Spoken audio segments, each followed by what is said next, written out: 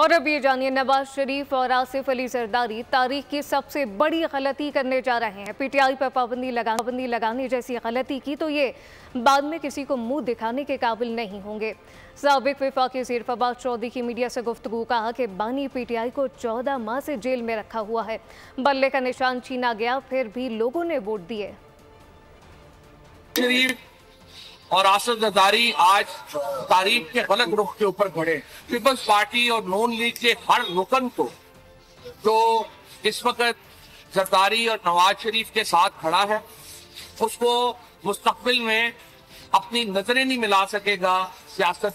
आपने पिछली दफा चीफ इलेक्शन कमीशन के जरिए और सुप्रीम कोर्ट के जरिए बल्ले का निशान छीन लिया। आपने इमरान खान को 14 माह से जेल में रखा हुआ है।